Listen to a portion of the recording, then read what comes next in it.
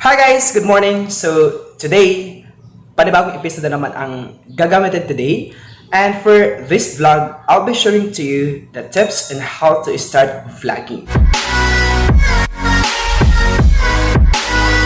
So, actually guys, ang dami talagang gusto mag-vlog and didn't know how to start paano mag-vlog.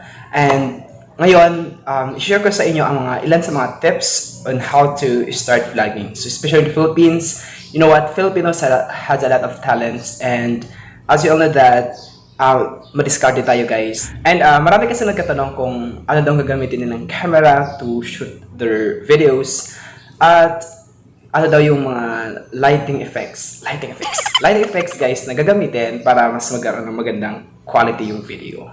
Yon, no?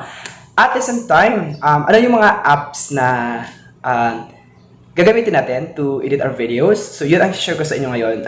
Anong ginagamit kong apps and how I edit my videos. Paano tayo maging consistent sa pag-create ng contents and para makapag-upload ng maraming contents, especially mas maganda kung every time mag-upload ng content. So yan i-share ko sa inyo ngayon, and bago yan, please don't forget to subscribe to my channel. Follow me on my other social media accounts. So hit the notification bell guys for you to be updated on my latest videos.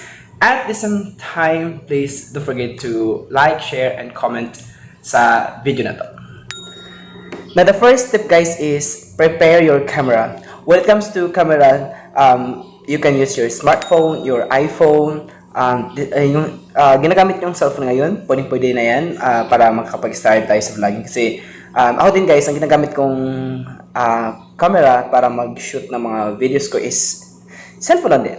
Yes, no? So, pero if you want to invest talaga ng mas maganda na camera, you can invest na camera like DSLR. Actually, madami yan. So, kung may budget ka, so you can buy. Pero kung start ka pa lang, mas maganda magsimula ka muna sa pag-shoot ng mga videos sa cellphone mo for you to practice. At saka, pag naging passion mo na talaga yung pag-vlog, so you can invest sa equipments like yung camera na pwede mo magamit throughout sa mga videos na gagawin mo sa mga susunod na i-upload mo. Right? So, again guys, whether gumagamit ka ng iPhone, smartphone, so you can start sa ganyang camera. So, hindi kailangan natin ngayon ng mas magandang camera. So, kahit cellphone lang, you're good to go. Right? Now guys, let's proceed to tip number 2. So actually tip number 2 is prepare your lightings. So just like me, no? So guess nyo kung anong ginagamit kong lightings para magganito siya yung pinaka shoot ko ngayon. Yes. Actually guys, reflection lang to ng araw. So yan. So this is the glass. This is actually glass door. So ngayon, since dito na sinag ng araw, so yung reflection ng light, so nakakatulong para magkaroon ng ganitong quality ng lightings. So actually, mas maganda din if you want to invest sa lightings. Actually, may mga tools or mga equipments that you can buy in Shopee or Lazada para makatulong sa pag-create mo ng mga videos, magkaroon ng magandang quality yung videos mo. So, pwede ka mag-invest ng mga ring light, something like that. Yung iba nga, pag sobrang na talaga sila sa pag-vlog, nag-invest na talaga sila ng parang pang-studio type na mga lightings. Alright guys, so since nag-start ka pa lang at kung ayaw mo pang mag-invest ng mga equipment sa lighting, so try mag-shoot ka sa place na like, say for example, may sunlight. Kasi malaking tulong din ang sunlight, yung ng araw. Or di kaya malapit sa ilaw. So like that. Okay? So, again guys, no? So, sa mga beginner pa lang sa pag-vlog, so hindi natin kailangan ng mag-invest ng mamahaling mga lightings to start vlogging. So, kahit na mag-shoot ka sa labas, mas maganda na yon. Now guys, let's proceed to tip number 3. So, tip number 3 is always film your videos landscape. So, ganito siya. So, pag nag-film kayo, no? So, kailangan po pag nag-film kayo, naka-landscape o parang horizontal yung phone nyo, nakaganyan. And not advisable kasi kung nakaganito. Ganyan. Bakit? Kasi, like, so for example, pag nag-shoot kayo, nakaganito yung inyong camera. So, pag in-upload nyo na po sa YouTube yan, no? So, yung video, naka-vertical, tsaka liliit yung ano ng video. Pero pag halimbawa, naka-landscape guys, so like this one yun, no, paano ko siya sinot. So, ang ganda ng magiging appearance ng video mo pag in-upload mo na sa YouTube channel mo.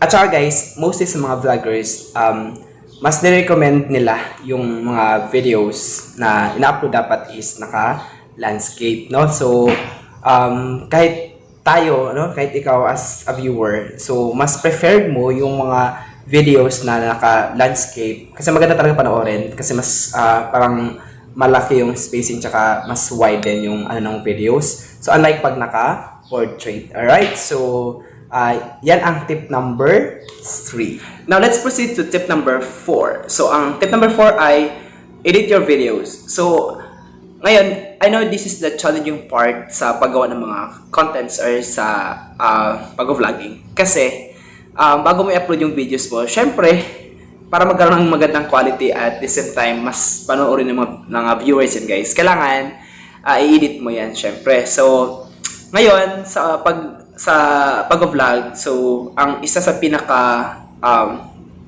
di naman siguro, pero parang gano'n na.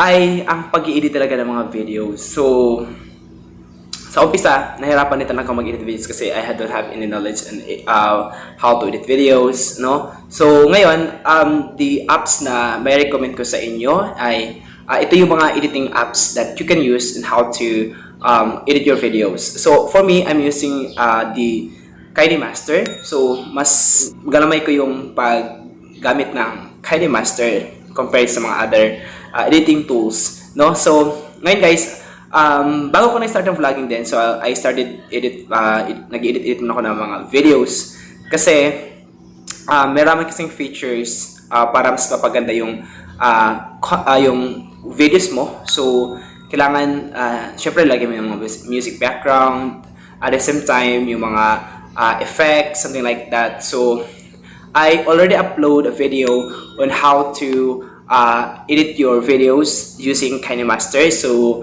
when you wanna panood yun, you can search that on my YouTube channel. So, mag-backread ka lang sa mga videos ko. Yan. So, ngayon guys, this might be a challenging part sa mga beginners on how to start vlogging. But, pag consistent ka na nag-edit ng videos at alam mo na kung ano yung mga, parang galamay mo na yung mga features ng ginagamit mong editing app. So, mabilis lang yan. So, kailangan continuous lang sa pag-edit ng videos. Alright? Siyempre, after mo edit videos, i-upload natin. So, yan. So, normally, may time din po tayo para ano yung time na mas recommended na mag-upload ng video. So, yung iba nag-upload sila ng mga videos sa umaga, 8 a.m.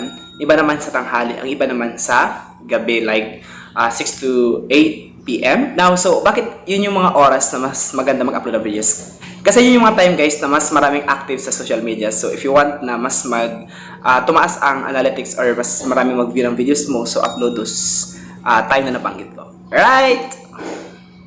Now, guys, let's proceed to tip number 5. So, ang tip number 5 is practice, practice, practice. So, ibig sabihin, what I'm pointing here is the consistency, no? So, you must be consistent on how to create your videos kasi pag halimbawa nag-upload ka lang once a month, something like that. So, medyo mabagal yung magiging may recommend ni YouTube yung channel mo sa ibang mga viewers, no? But if you are consistent on how to create videos, like so for example, once a week nag-upload ka, twice a week nag-upload ka, mas maganda yon. Okay, so mas nire-recommend ni YouTube yung channel na active sa pag-upload. Kahit na sa sa Facebook ka man na gusto mag-start ng vlogging o meron kang Facebook page. So, basta consistent ka mag-create ng videos, no? So, mas na-recommend ko, yung iba kasi is nahirapan sa umpisa kasi mahihain sila, something like that. No, you have to practice lang. Again, consistency ang kailangan para mag-success ka sa pag-vlog, right? So, tanggalin mo yung pagiging mahihain mo, hindi tayo magsasucceed dyan. So guys, so let's do a recap. So, number 1, always prepare your camera. Number 2, prepare your lightings. Number 3, film your videos landscape, not portrait. Number 4, edit your videos. And number 5, practice. Right now guys, so pwede ka na magsimula sa pag-vlog. So that's it for today. Thank you.